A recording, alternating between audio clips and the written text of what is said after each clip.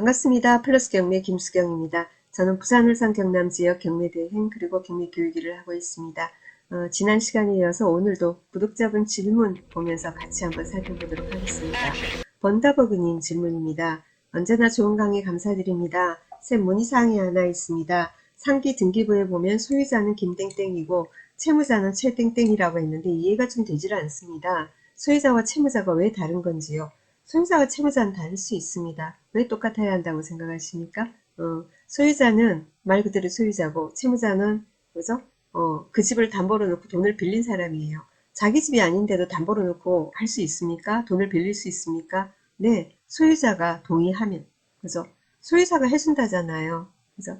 여러분 그런 경우 많아요. 부부 사이 이렇게 같은 경우에 집 명의는 부인 앞으로 하고 그죠? 채무자 그래서 은행에서 예를 들면은 그냥 부인 앞으로 집이 있다가 그땐 대출도 없이 있다가 남편이 사업을 하는데 돈이 필요해서 돈을 빌리는데 부인이니까 자기 거잖아요 같이. 그러니까 담보로 놓고 그런 경우도 있고 처음부터 집을 살 때 부인 앞으로 산다든지 공동명의로 한다든지 그러는데 대출을 하는 데서 채무자가 소득 증빙 그죠? 소득도 제대로 증빙이 되고 그죠? 소득이 제대로 그죠? 뭐 급여든 사업소득이건 그리고 신용등급도 좋고 그런 사람이 뭡니까? 채무자를 하면은 대출 한도도 많이 나오고 조건이 좋잖아요. 금리도 낮고. 그래서 이제 그렇게 다른 경우도 있고 예를 들면 뭐 부모님 집인데 아들이 사업한다고 해서 또 이렇게 담보로 넣어주는 그죠? 그런 경우도 있고 그래서 소유자와 채무자는 다른 경우가 많이 있어요.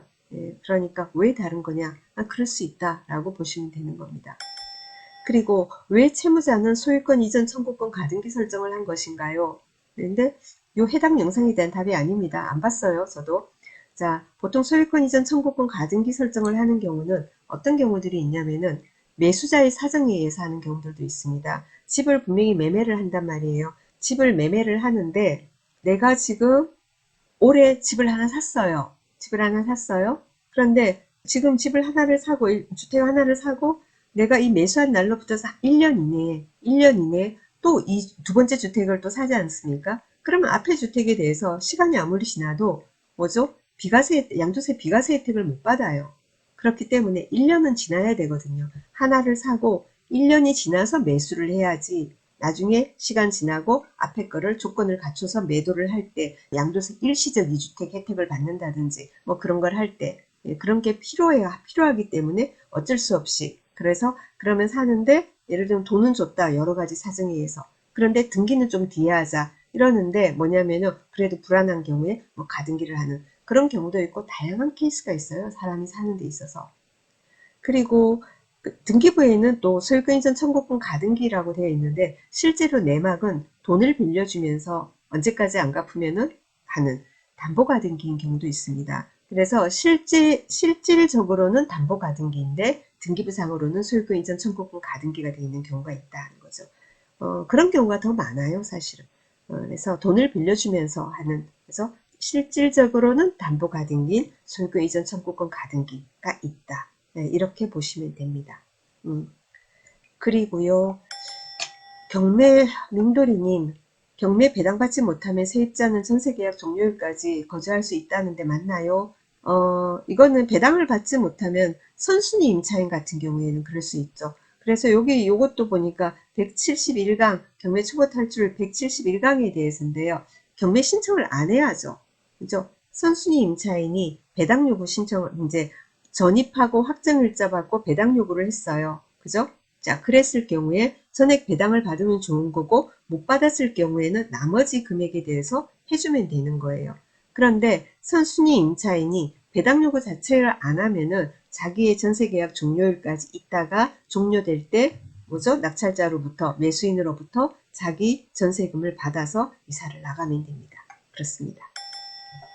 그 다음에 이지장님, 영상보다 답답한 마음에 질문 남깁니다. 전세를 살고 있는데 집 낙찰 이외에는 아예 방법이 없는 건가요? 자, 집 낙찰 이외에는 아예 방법이 없는 건가요? 전세금하고 시세하고의 갭이 이제 커가지고 낙찰 예상가가 상당히 높다. 이런 경우에는 괜찮은데 시세가 전반적으로 예를 들면 내린다든지 해서 선순위 임차인의 보증금하고 시세하고가 별 차이가 없는 경우에는 그래서 도리어 더 뭐 시세가 낮은 경우도 있죠. 지방에 보면은 그런 경우에는 누가 입찰을 들어오겠어요. 그래서 이제 본인이 낙찰을 받는다든지 그런 어떤 경우들이 많이 있죠. 자, 그런데 제가 얼마 전에 올린 영상 하나 있습니다. 좀 참고해서 보시면 좋겠는데, 임차인이 토지주택공사인데요. 그 경우에는 거기서는 도저히 이거는 낙찰될 게 아니니까 자기들이 손해를 감수하고 어떻게 했냐면은 대항력을 포기하겠다 했어요. 우선 변제권만 인정해달라. 나는 대항력은 포기하겠다, 우리는. 그 말은 예를 들면은 내가 받아야 하는 돈은 1억인데 낙찰 예상가가 낮아요. 낙찰이 9천밖에 안 됐다고 쳐요. 그러면 앞에 이것저것 뭐 빼고 해가지고는 한 8천 몇백 밖에 배당이 안 된다. 그렇다 하더라도 그렇게 진행을 해달라. 8천 몇백 받고 나머지 모자라는 천 몇백은 내가 포기하겠다. 매수인이 인수 안 해도 된다. 그게 대항력을 포기하겠다라는 거죠.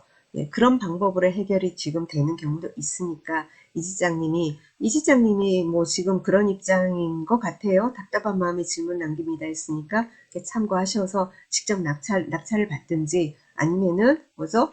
지금 말씀드린 대로 법원에 대항력은 포기하겠다라는 취지의 그 내용을 제출을 하든지 뭐 이런 식으로 갈 수밖에 없지 않겠습니까? 그죠? 참고하시고요. 잘 해결되시길 바랍니다. 자, 오늘 여기까지 하겠습니다.